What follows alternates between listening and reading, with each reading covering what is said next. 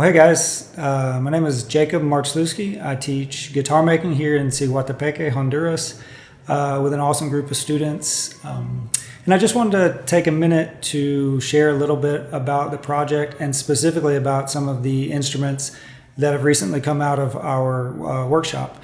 The first guitar that I'd like to present is this one that we've given the name La Humilde, which means the simple one or the humble one. And this is a project that was begun in 2020 during the lockdown. A project that I started and then that we finished as a group.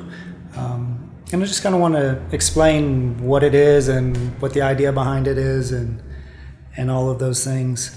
One of the challenges that we've had working here is finding woods that are suitable for guitar making. Honduras has many traditional guitar woods, but there are some that we lack, namely material for a soundboard. We don't have spruce. Spruce doesn't grow here. The western red cedar that you'll see on a lot of guitars doesn't grow here.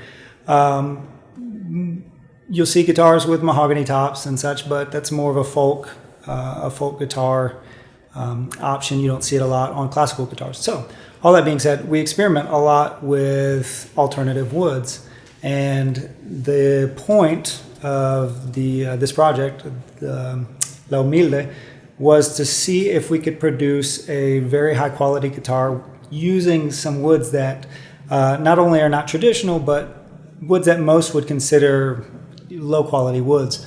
So I'm just going to run through it and kind of explain what we've used and just give you an idea of how this experiment has turned out so far. So starting with the top, this is a piece of cedar. Now, I say cedar, most people will think western red cedar, which is actually not a true cedar. This is a hardwood that grows here in Honduras. And you can see it's a very young tree. It's evident because these growth rings are very wide and separated, so it grew very fast.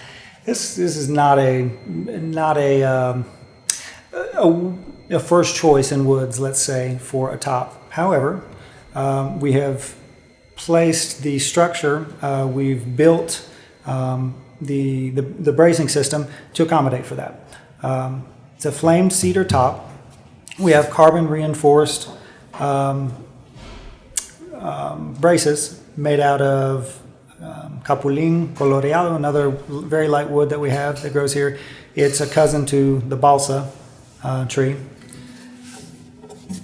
The back and sides of this guitar are made out of a wood that's locally called colm or tatascan, and it is a wood that is exclusively used for fence posts here, almost exclusively. Very, very hard, difficult to cut, difficult to work, but it's a beautiful wood. Because the tree doesn't grow very large, we had to make this in 4 parts, but we just incorporated that into the design. This herringbone pattern and all of this purfling and binding is a combination of walnut, another wood called lagarto, and a fine line of cedar. The neck is traditional.